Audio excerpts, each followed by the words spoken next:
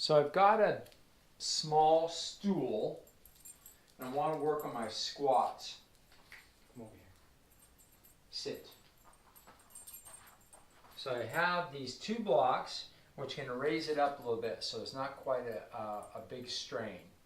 Now if I want, and I find that it's difficult because I have a lot of upper body weight, I can carry a weight out in front that's going to help me with that squat. So what I'm working on, and I can also start this out with just like a regular chair. So what I'm going to work on is just have my hands on my knees, coming down, squat, toes are floating off the mat, squat down, press up, leaning forward just like that. Then eventually, arms go out, float on down. If you're tight in the Achilles tendon, this is going to be a lot harder than it looks. Float on up, come back down. Now, if I want to, and if I can handle it in my back, I have a small kettlebell or I have a small weight that I can carry out in front. I've got my a little variation on a squat. I've got a little bit of turnout. Weight is up. Carrying that weight forward is going to help me come down with a straighter back.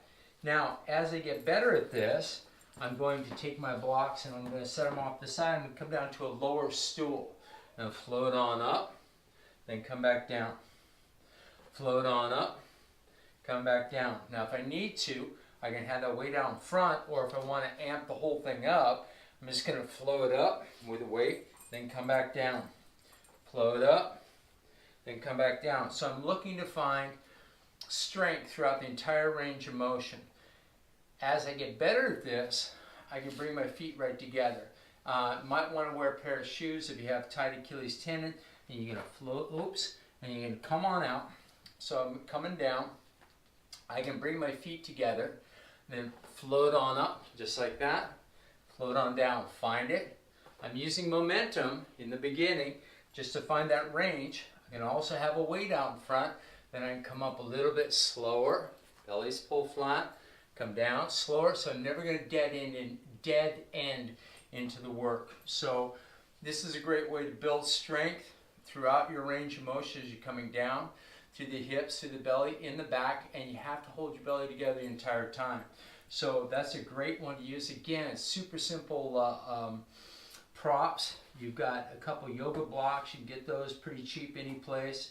And you've got a weight, you can get that someplace. And of course the stool is one of those folding stools that you get from Canadian Tire.